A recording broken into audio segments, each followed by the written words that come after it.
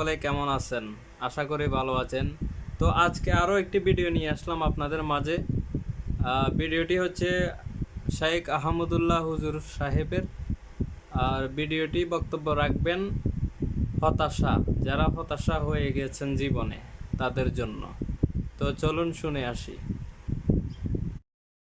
যত মানুষকে আপনি আপন দেখেন, এরা সবাই হয়তো আংশিক কোনো কোনো ক্ষেত্রে কেউ বিভিন্ন পার্সেন্টেজে আপন, কিন্তু আপনার সবচেয়ে বড় আপন হলেন আপনার রব আল্লাহ রাব্বুল আলামিন। আল্লাহর চাইতে বড় আপন আর কেউ নেই। আপনি একান্তে আল্লাহর সাথে একটু কথা বলেন। যারা ডিপ্রেশনে ভুগছেন, অশান্তিতে ভুগছেন, মানসিক অস্থিরতায় ভুগছেন, আজকেও আমার অফিসে আসার আগে দেখি এক লোক বসে আছে। নামাজ পড়লাম আমরা, উনি নামাজ পড়লেন না। তো আমি যার মাধ্যমে আসছে তাই জিজ্ঞেস করলাম, নামাজ পড়লেন, উনি কি মুসলমান না? বলে মুসলমান, কিন্তু উনি অন্য জগতে আছে। কি? উনি আত্মহত্যা করবে। আজকের ঘটনা, উনি আত্মহত্যা করবে, উনি আসছে। হাসছেন আপনারা? এর আগে এক জুমা অফিস থেকে আমাকে ফোন দিল, জুমার নামাজ পড়াইতে ঢুকবো, বলতেছে এক লোক অফিসে এসে ঢুকছে, আপনার সাথে দেখা করবে, সে আত্মহত্যা করবে, জুমার নামাজও পড়বে না, এখন মরার আগে আপনার সাথে একটু দেখা করতে চায়। আমি আছি নারায়ণগঞ্জ, আর সে ঢাকায় অফিসে। ভাইরা আমার, আপনারা হাসছেন? ঘরে ঘরে অশান্তির সমুদ্র চলছে।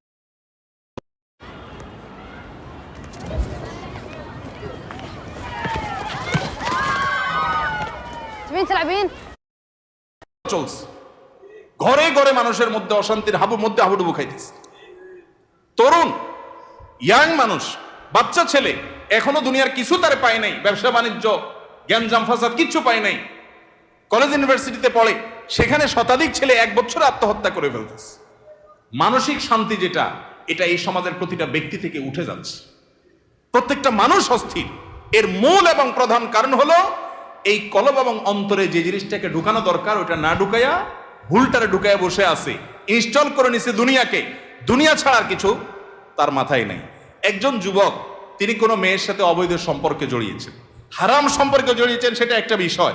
কিন্তু সেই মেয়ে তার সাথে ধরুন মানে কথা রাখে নাই, সে আরেকজনের সাথে ভেগে গেছে বা অন্য কোথাও তার বিয়ে হয়েছে। এখন সে ডিপ্রেশনে ভোগে। কেন ডিপ্রেশনে ভোগে? যে ওই পছন্দের মানুষটাকে সে পায় নাই। আলটিমেটলি এটা দুনিয়া, ঠিক না? ঠিক। আলটিমেটলি এটা কি? তার অন্তরে যদি আল্লাহকে স্থান দিত, আল্লাহকে যদি সবচেয়ে বেশি ভালোবাসতো, আল্লাযীনা আমানু আশাদ্দু হুব্বাল, তার অন্তরে যদি আল্লাহর সাথে মহব্বত সবচেয়ে বেশি থাকতো, আল্লাহর সন্তুষ্টিটাকে সবকিছুর উপর যদি প্রায়োরিটি দিত, তাহলে এরকম কেউ তার জীবন থেকে চলে গেছে, কেউ আসছে, কোনো দোস্ত নারাজ হয়ে গেছে, কিছু টাকা লস হয়ে গেছে, একটা ব্যবসা ছুটে গেছে, কিছু ক্ষতি হয়ে গেছে, এগুলোর কোনোটি তার জীবনে কোনো প্রকার প্রভাব ফেলতো? কি হয়েছে? এগুলো গেছে, আরো আসবে, না আসলোই না, তাতে কি সমস্যা? আমাকে তো আল্লাহর কাছে যেতে হবে, কিয়ামতের ময়দানে দাঁড়াতে হবে, সারা জীবনের হিসাব দিতে হবে। আমি সেই জায়গায় কি হিসাব দিতে পারবো, সেই জিনিসটা আমি ঠিক রাখতে পেরেছি কিনা, এটাই হলো আমার মূল গোলের জায়গা, এটা হলো মূল টার্গেটের জায়গা। এইভাবে যদি আপনি ভাবেন, তাহলে আপনার মধ্যে ডিপ্রেশন ইনশাল্লাহ এমনিতেই দূর হয়ে যাবে। মোহতারাম হাজরিন, অতএব সম্পদ উপার্জন করেন, ব্যবসা বাণিজ্য করেন এবং জাগতিক কাজ করেন, এতে কোনো সমস্যা নাই, কিন্তু অন্তরে দুনিয়াকে নয়, আল্লাহকে স্থান দেন। এবং এই স্থান দিতে গিয়ে আপনাকে স্যাক্রিফাইস করতে হবে। কি স্যাক্রিফাইস? ওই যে সৎ পথে চলবেন, হক হালালি চলবেন, টাকা পয়সা বেশি হবে না। অন্যরা তো দূরের কথা, নিজের আপন মা বাবার কাছেও দাম পাবেন না, ভাই বোনের কাছে দাম পাবেন না, বইয়ের কাছেও হয়তো দাম পাবেন না, ছেলে মেয়ের কাছেও হয়তো দাম পাবেন না, বন্ধু বান্ধবের কাছেও দাম পাবেন না, এলাকার ইমাম সাহেব, খতিব সাহেব, হুজুর সাহেবের কাছেও দাম পাবেন না, কারণ পয়সা নেই। কিন্তু আল্লাহর কসম, যেই জায়গায় দাম পাওয়া দরকার সেই জায়গা ঠিকই পাবেন। আরশ আজিমের মালিক আপনার অনেক বেশি মূল্য দিবেন। নবী করিম সাল্লাল্লাহু আলাইহি সাল্লাম কতবার এরকম বলেছেন সাহাবীদেরকে, তোমরা কোনো জান্নাতি লোক দেখতে চাও? বলি ইয়া রাসূলুল্লাহ, দেখতে চাই। একটা লোক চলে যাচ্ছে সামনে দিয়ে, তিনি জিজ্ঞাসা করেছেন, এই লোকটা সম্পর্কে তোমাদের কি ধারণা? বলি ইয়া রাসূলুল্লাহ, লোকটা খুব সাধারণ একজন মানুষ, এত গরিব, সমাজের এত সাধারণ মানুষ যে এ ব্যক্তি কারোর মেয়ে বিয়ে করতে চাইলে কেউ তার কাছে মেয়ে বিয়ে দিবে না, কেউ তাকে পয়সা হাওলাত দিবে না, কেউ তাকে চেয়ার দিবে না, কেউ তাকে কদর করবে না।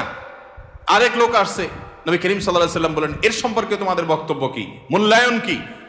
সাহাবীরা বলছেন, ইয়া রাসূলুল্লাহ, এই লোকটা যার মেয়ের বিয়ের অফার করবে, সবাই তার কাছে মেয়ে দিতে পারলে সৌভাগ্যবান মনে করবে, পয়সা আলা, ভাবসাবালা, সমাজে অবস্থানওয়ালা।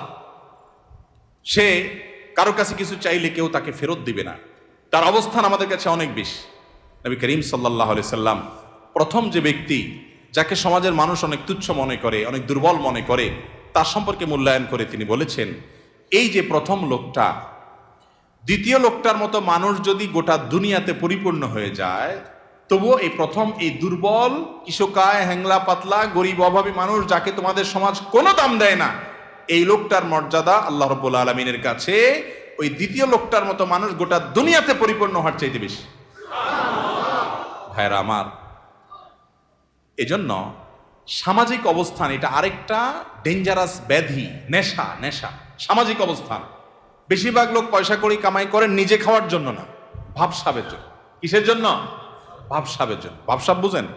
আমি তো ভিউয়ার্স, দেখলেন তো আসলে বর্তমান যুগে চলছে, মানে ভাবসাবটা বেশি চলছে।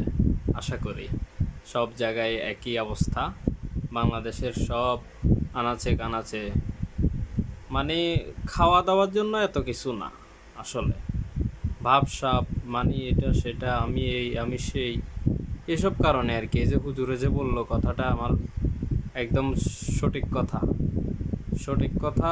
এবং কি আমরা চোখে দেখে এসেছি, সব সময় দেখে এসেছি। ভাব ভাই রে, কি ভাব, একজনের সাথে একজনের কথা বলে না, একই এলাকায় কথা বলবে না। ওর চেয়ে কি আমার ভাব কম, নাকি আমি পৌঁছে গেছি ওর সাথে কথা বলতাম? মানে এভাবে ভাব দেখায় তারা। তো যাই হোক, ভিডিওটি কেমন লাগলো জানাবেন। আর আজকের মতো এখানে বিদায়, ভালো থাকবেন, আল্লাহ হাফেজ।